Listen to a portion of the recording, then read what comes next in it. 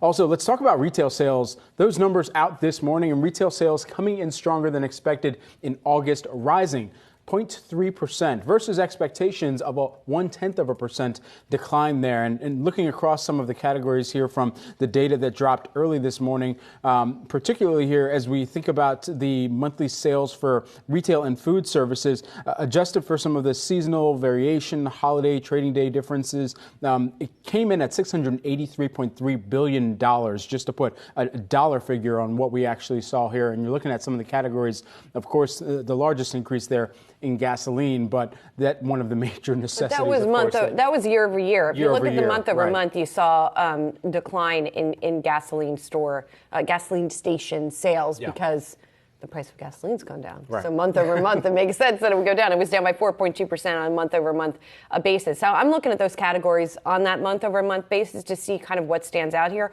Motor vehicle sales up, which comports with what we saw in CPI, that new car prices are up as well. So a lot of it's hard to tease out in this current environment when so much is dictated by price, how much of what's going on in retail sales is price and how much is volume, how much is demand, and how much is just the people maybe are buying the same amount of stuff. Yeah. It's just costing them more. If I had one of those penalty flags in football, I would throw it onto the desk here because I didn't like this report. You look at clothing, you only see clothing and clothing accessory sales not up much. General merchandise sales not up much. Miscellaneous store retail sales, they were actually up a little bit too as well. Non-store retailers, that's online, they were actually down month over month. What does that tell you? A lot of retailers did not have a blowout back-to-school shopping season. Now, we still have a little bit of September data to get here, but we have retailers that came into back-to-school with loads of inventory, and these numbers don't suggest that they moved through all of that stuff. So I would be surprised to see some weakness in retail stocks here. I mean, the year-over-year numbers were still relatively strong, though, when you look at those different categories. So I guess it depends on how you slice it. Yeah, and I mean, going into this back-to-school sale, we knew that there would be so many discounted and promotional efforts that everyone from the likes of a Walmart and Target all the way down to the more niche retail players, a Foot Locker even, and for all of the footwear sales that we've seen go forward, there's actually overflow inventory that they're putting into some of their other subsidiary stores because they've got so much of the inventory. And so